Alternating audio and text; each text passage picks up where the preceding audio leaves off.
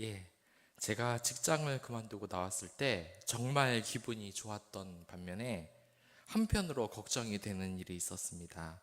지독하게 일을 시켰기 때문에 그만둔 곳은 좋았는데 그건 그대로로 앞으로 어떻게 해야 하나는 이 걱정이 앞섰습니다.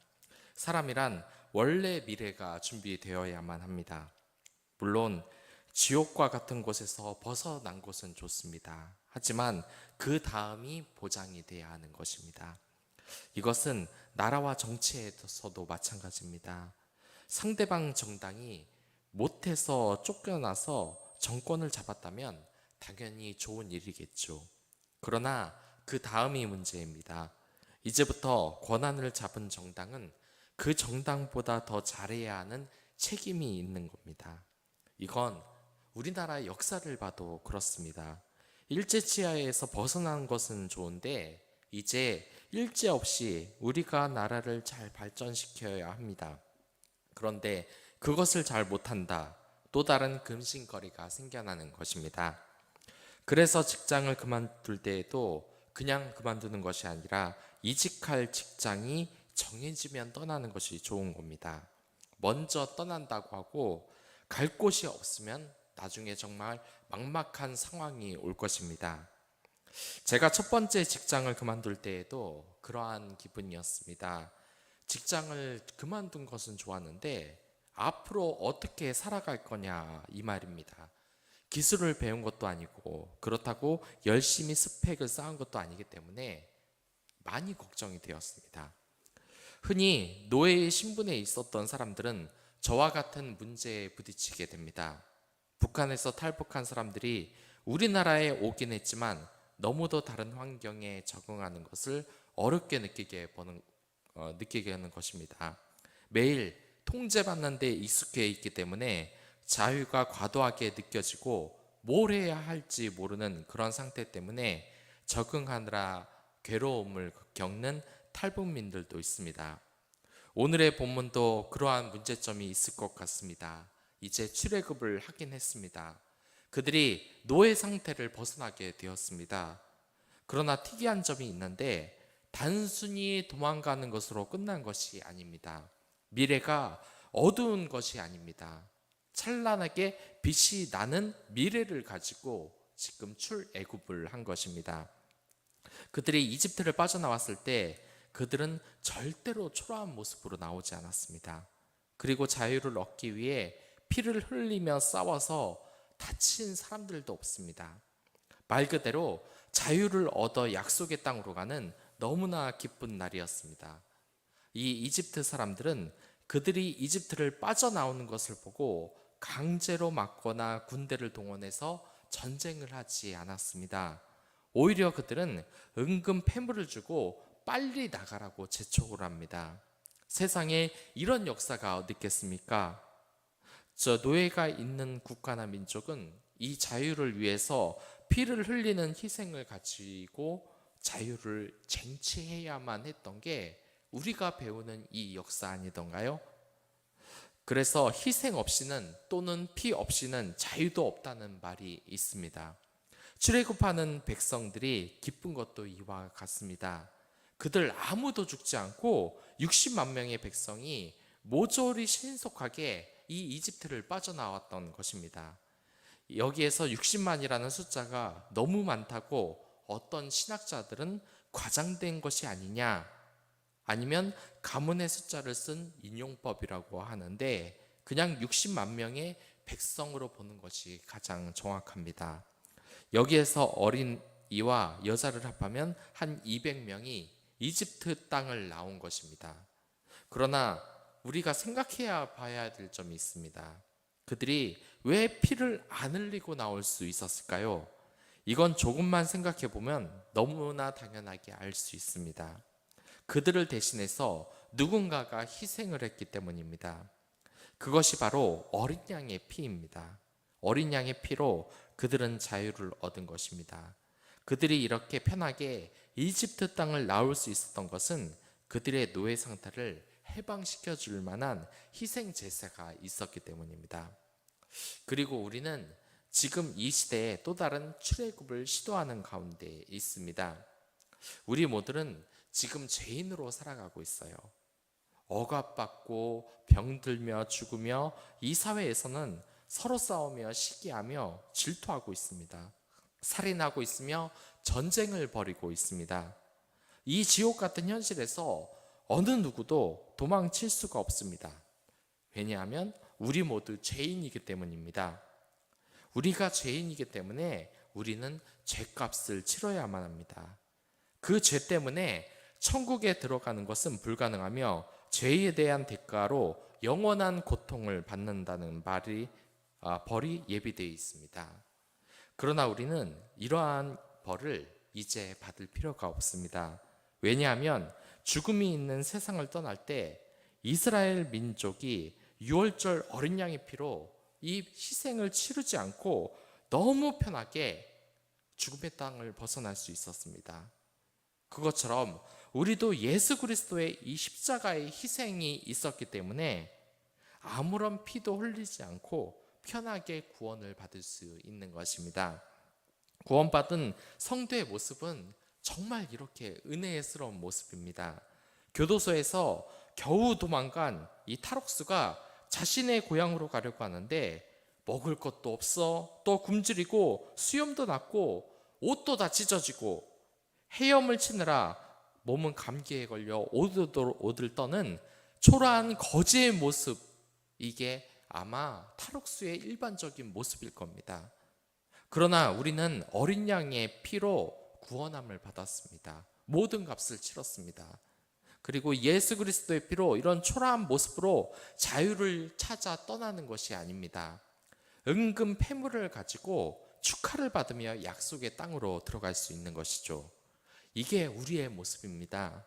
우리는 아주 당당하게 약속의 땅으로 들어갈 것입니다.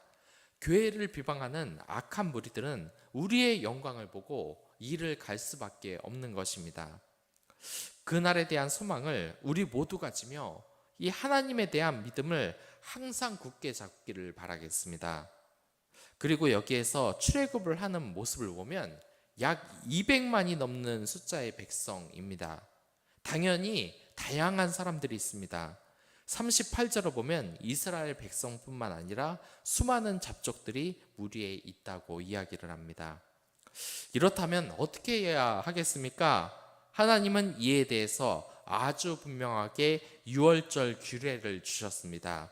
할례를 하지 않는 사람은 유월절 예식에 참여를 못합니다. 아주 분명하게 말씀을 하셨죠. 그리고 할례를 하지 않는 이방인들은 유월절 예식에 참여하여 구원받은 민족으로 살 수가 없는 것일까요? 하나님은 결코 그런 분이 아니십니다. 하나님께서는 이방인들도 할례를 받으면 같은 민족으로 구원의 이 서정에 참여를 시키시는 분입니다. 이것이 하나님의 본질입니다. 그러나 중요한 것은 바울이 말했듯이 겉으로 하는 할례뿐 아니라 마음으로 하는 할례가 중요한 것입니다. 진정 마음으로 하나님만 믿고 따르고 그분을 사랑하겠다는 다짐과 믿음이 있어야만 하는 것입니다. 분명한 것이 이 할례가 겉모습뿐이라고 비난하는 사람도 있을 것입니다. 그 말이 물론 일리가 있습니다. 나중에 이러한 할례와 율법이 오히려 예수 그리스도의 복음을 막고 이단에 빠지는 함정이 되었기 때문입니다. 하지만 할례는 본질은 아니지만 그래도 최소한의 장치라고 할 수 있습니다. 제가 직장을 지원하는데 대부분의 직장이 입사 조건으로 이런 것을 내세웠습니다. 4년제 대학을 졸업, 용모 단정하며 성적이 우수하며 많은 사람들과 잘 어울릴 수 있는 사람, 해당 자격증을 가지고 있을 것, 일에 대한 경력이 있을 것, 이러한 여러 가지 조건을 요구합니다. 그런데 직장에 가면 꼭 이러한 조건이 중요한 것은 아닙니다.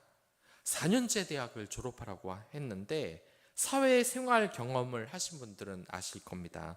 4년제 대학을 나오지 않고도 사회에서 성공한 사람들을 많이 봤을 겁니다. 용모가 단정해야 한다는데 못 섬겨도 능력 있는 사람들은 이 세상에 얼마든지 많습니다. 많은 사람과 어울릴 수 있는 활발한 성격을 원하는데 이 세상에서 성공한 사업가를 보면 오히려 내성적인 사람들이 더 많습니다. 이건 학교에서도 마찬가지입니다. 원하는 대학에 가려면 어떻게 해야 됩니까? 수능 성적이 좋아야 합니다. 이게 불합리하다고 느끼시는 분들도 있으실 겁니다. 그래서 옛날 영화 중에 행복은 성적순이 아니잖아요 하는 영화도 나왔습니다. 이에 대해서 학력이 좋지 않은 회사의 대표가 인터뷰를 한 적이 있습니다.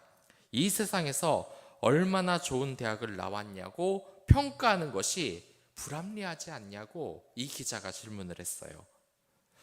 그 대표가 이렇게 대답을 했습니다. 왜냐하면 그 대표가 당연히 학력이 좋지 않았음에도 이 학력에 대해서 비판을 하리라 예상하면서 던진 질문이었어요. 저는 그래서 그 대표가 당연히 학력 같은 건 필요 없다, 이 사회가 잘못된 것이다 라고 말을 할 줄 알았습니다. 그런 것은 다 편견이라고. 그러나 그는 이렇게 말했습니다. 나는 학력도 중요하다고 생각을 한다. 왜냐하면 학력이 높은 사람들은 높은 성적을 얻기 위해 끊임없이 공부하면서 자신을 개발했기 때문이라고 이야기를 했습니다. 그렇습니다. 아무리 수능이 중요하지 않다, 그게 본질이 아니다, 학력이 중요하지 않다 해도 그것이 물론 틀릴 수는 있습니다. 하지만 중요한 것은 그것들이 사람의 실력을 평가하는 잣대의 역할은 어느 정도 해주는 겁니다. 이것은 신앙에서도 마찬가지입니다. 어떤 사람들은 세례가 중요하다는 것을 모릅니다. 마음으로 믿으면 됐지 그걸 무슨 예시까지 하면서 하느냐, 그러면서 겉으로 하는 행사에 대해서 비난을 하기도 합니다. 그러나 꼭 그렇지 않습니다. 분명 세례의 이식을 거치는 사람과 안 거치는 사람은 다릅니다. 그게 신앙의 절대적인 기준은 안 됩니다. 하지만 세례를 받은 교인과 그렇지 않은 교인들의 마음가짐은 어느 정도 다른 것은 틀림없는 사실입니다. 교회에서 기도회를 하고 큐티를 해서 꼭 올려라 라고 말하면 그것에 대해서 거부감을 노골적으로 표현하는 직분자들도 있습니다. 그러면서 늘 그러한 말을 합니다. 자신은 그런 것을 하지 않아도 알아서 잘한다. 나도 나름대로 하는 게 있다. 그렇기 때문에 안 하겠다. 이렇게 말을 하고 실제로도 안 합니다. 그러나 그러한 것을 하나도 안 하고 수요 예배와 금요 기도회는 다 빠지고 새벽 기도도 단 한 번도 참여하지 않은 이러한 직분자나 교육자의 신앙은 안 봐도 뻔한 것입니다. 그게 신앙의 절대적인 기준이 당연히 되지 못합니다. 그러나 그 사람의 믿음이 어느 정도 되는지에 대한 그 척도는 될 수 있습니다. 그러한 예식과 예배 참여마저 안 한다면 그 사람의 믿음은 절대 좋을 수가 없습니다. 이건 100%예요. 자신의 생각대로 행동하는 것이 그 사람을 대부분 지배할 겁니다. 이 부분에서 이스라엘 공동체에서 이방 민족을 포함한 모든 사람들이 할례를 받아야 하는 이유가 이와 같은 겁니다. 이것을 보고 그런 거 안 해도 나는 신앙생활을 잘할 것 같습니까? 하나님께서 아들에게 할례를 행하지 않아서 그 문제로 모세를 쳐서 죽이려고까지 했습니다. 겉으로 보여지는 모습에 너무 추중을 하면 이것이 율법만 따르고 마음으로는 따르지 않는 문제가 되기는 합니다. 그러나 그렇다고 겉으로 보여지는 이 예식이 중요하지 않다는 말이 아니에요. 그렇기 때문에 세례를 받는 것이 중요하며 또 6월절에 의미를 되새기는 성찬식이 중요한 겁니다. 이러한 것은 하나도 지키지 않고 말로만 마음이 중요하다고 말하는 것은 무언가 신앙을 크게 오해하는 겁니다. 그렇기에 여러분들이 교회의 직분자라면, 그리고 이제 새 신자를 벗어날 때가 되었다면 이제부터 교회의 예배 참여를 어기는 것을 절대 쉽게 생각하지 마십시오. 새벽 예배를 안 드리니까 좋습니까? 직분자나 교육자이면서도 수요 예배와 금요 예배를 빠지고도 마음에 전혀 찔림이 없으십니까? 그렇다면 여러분들은 지금 교만함에 빠져 있는 것입니다. 그러한 예색을 싹 다 무시하고 내가 알아서 신앙생활을 잘한다고 하는 것은 지금 심각한 교만함에 빠져 있는 것입니다. 이러한 예식은 우리 신앙에 대한 최소한의 안전장치입니다. 그것마저도 지키지 않으면서 신앙을 유지한다. 있을 수 없는 일입니다. 그리고 이제 그들은 출애굽을 하면서 한 가지 바뀐 사실이 있습니다. 이제 그들은 노예가 아닌 군대가 된 것입니다. 출애굽을 하면 노예 상태로 살 수 없는 것입니다. 그들은 이제 약속의 땅으로 들어가야 하기에 그 땅에 살고 있는 가나안 족속들과 전쟁을 해야 합니다. 그들이 이제 노예 집단에서 하나님의 군대로 변해야 하는 것입니다. 거기에는 중요한 두 가지가 있습니다. 첫 번째는 바로 통일성입니다. 군대라는 것은 하나로 통일이 되지 않으면 그 생명력은 끝나고 전쟁에서 승리하지 못하는 것입니다. 50절을 보면 모든 사람들이 할례를 받고 유월절 예식에 참여하라고 명령을 하고 있습니다. 그래서 모든 공동체의 사람들이 할례를 행했습니다. 군대에서는, 그리고 하나님의 교회에서는 이러한 통일성을 꼭 가져야 합니다. 영화에서 보니까 한 사람이 강력한 군대에 들어가고 싶다고 이야기를 합니다. 그래서 대장이 그 사람에게 방패를 한번 들어보라고 합니다. 그러자 그는 방패를 들 힘이 없었습니다. 그러자 대장은 그 사람에게 만약 방패를 들지 못하면 전체의 진영이 무너진다. 그리고 그것으로 인해서 그들은 전쟁에서 패할 것이다 라고 말을 합니다. 너희 투지는 알겠지만 그 상태로는 우리의 군대에 들어갈 수 없다는 겁니다. 교회라는 공동체도 마찬가지입니다.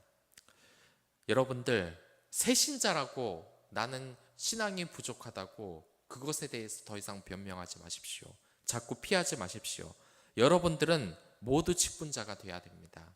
그리고 교육자들도 마찬가지로 이렇게 직분자들과 책임을 가지고 영적인 훈련을 결코 게을리하지 말아야 합니다. 특히 이러한 사람들은 기도를 시켰다고, 또한 일주일 동안 성경을 몇 장이나 읽었냐고 묻는 말에 불편하다고, 그런 걸 하지도 말라고, 묻지도 말라고 합니다. 대단히 심각한 문제입니다. 아직도 자기가 그냥 일반 성도로 남아있길 바래요. 교회에서 평신도라는 말은 없는 겁니다. 교회에 어느 정도 다녔다면 이제 직분자의 역할을 누구나 다 해야 됩니다. 이 공동체에서 기도와 말씀 훈련이 사라진다면 그 하나님의 군대라는, 교회라는 공동체에서 그 균열이 서서히 생기는 겁니다. 이방인이라도 예외가 없습니다. 그들도 똑같이 예식에 참여해서 하나님의 사람이 되려면 그에 대한 할례를 받고 하나님만을 섬겨야 되는 것입니다. 교회라는 것은 이 하나님의 군대라고 할 수 있습니다. 이 군대라는 조직은 통일되게 움직여야 합니다. 교회에서 무슨 행사가 있으면 그것에 대해서 여러분들 적극적으로 참여하시기 바랍니다. 또한 서로 싸우고 반목하는 일이었다면 바로 화해를 하고 지체들이 다시 사랑하는 공동체가 되도록 기도하고 노력하시기 바랍니다. 이러한 통일성이 지켜지기 위해서는 어쩔 수 없이 지켜야 하는 것이 있습니다. 그것은 상관에게 절대 복종을 하는 겁니다. 당연히 우리의 상관은 예수 그리스도입니다. 그의 뜻을 알려면 먼저 성경을 읽어야 됩니다. 성경을 읽어야 우리가 어떻게 생활을 하는지 알 수 있기 때문입니다. 하나님의 말씀도 잊지 않고 교회의 교육자라, 그리고 여러분들 직분자 성도로 있다면은 지금부터라도 이제 성경 읽는 것을 밥 읽는 것처럼 생각하고 하시기 바랍니다. 만약 혼자 성경을 읽는 것이 힘들다면 시중에 나와 있는 큐티 책을 사서 늘 묵상을 하시기 바라겠습니다. 참고로 우리 교회에는 생명의 삶 큐티를 진행하고 있습니다. 이러한 말씀에 대한 묵상 없이 예수님의 말씀대로 살 수 있다는 것은 말도 안 되는 말입니다. 그의 규범이 들어있는 성경을 안 읽고 어떻게 그 뜻을 알 수 있겠습니까? 그리고 두 번째로 하나님의 군대는 거룩성을 가지고 있어야 합니다. 이 거룩성이 말로는 간단하게 표현이 됩니다. 그렇지만 많은 교회의 영성은 이것을 지키느냐, 지키지 못하느냐에 따라 판가름이 납니다. 이 거룩함은 먼저 본문에서 보듯이 할례라는 의식을 통해서 진행이 됩니다. 또한 유월절이라는 예식을 통해서 행해집니다. 그러니까 여러분들에게 있는 모든 생활이 다 거룩해야 되는 겁니다. 이것은 교회의 공동체뿐만 아니라 사회에서도 마찬가지입니다. 지금 이스라엘은 예배당에 들어가서 거룩한 척 하는 것이 아닙니다. 이제 광야로 나아가서 이 척박한 현실에서 거룩함을 유지하라는 하나님의 명령을 받았습니다. 이제 이 예배가 끝나고 여러분들도 모두 광야로 떠납니다.